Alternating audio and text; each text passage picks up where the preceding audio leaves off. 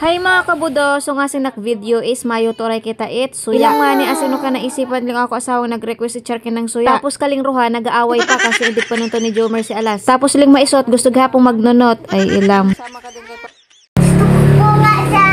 Ag-ing katoy, wayarag hapot na human tong papay. Tas ling usarabono. Ngaw-ngaw yang eh. Pagpauli nga ni Jomer ay di raya naklome. Char talaga kina si Papa, food is life talaga. Kada kina si Iay, miskin niya nakanunot, very happy kasi iit siya ng lome. Hot yan, hot. Natudlo-tudlo pa eh. Tungin mo na. Let's eat lome.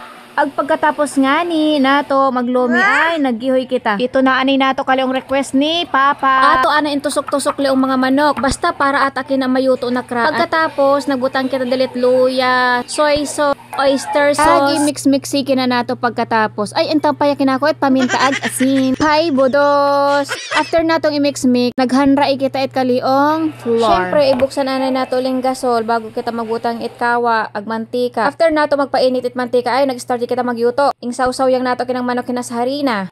Tapos yon ibutangi. Char yang baga ka to. Tapos yan half cook lang dapat. Ag naka medium heat yang dapat yung kyado. Mga kabudos, may isi-share ako sa inyo. Baka gusto gahapon ninro it kaliong grinder it bawang. Buko yung bawang ha, miski mga karot, sibuyas, kaya nidang durugon. Mga budos, buko ninro kailangan dilit kuryente ha. Kasi si day dihila yang. Pero kailangan bago ninro humunan ka to, nakalak na itong takyob kina kasi di lakra kina. Tapos char kina hila-hila yang. Muyate itong bawang durog nak durog. Pilang minuto yang durogi di ba? Kada kagaganda kina. Pagkarugay kina na akong nabakay. Ako yung ipaparadaw sa Enro kasi nga nag-affiliate ako. Baga ninro tong mga product na ako dating nabakay is ako yung affiliate ngasing. Syempre, yung mga products talaga na makakabulig baga sa Enro. Ay budos, pakapromote ako, yapayaki sinugnar. Ay sos! Mayuyutoy kag suya, yapakan on. Pero habol para. Abi ninro tapos yakot yutot suya no. Kinay iyutoon ulit nato. Imawi kinakag-request ni Papa na garlic chicken. Pero matulin niyang ira kina kasi marali ang isida. Paiinito niyang ibaga. Yun, kailangan niyang nato eat butter, tapos lagay natin yung garlic. Siyempre kasama yung pa-cute para lalo maglasa. Ako yung nagbutang ito oyster sauce, honey. So ano yaki kali?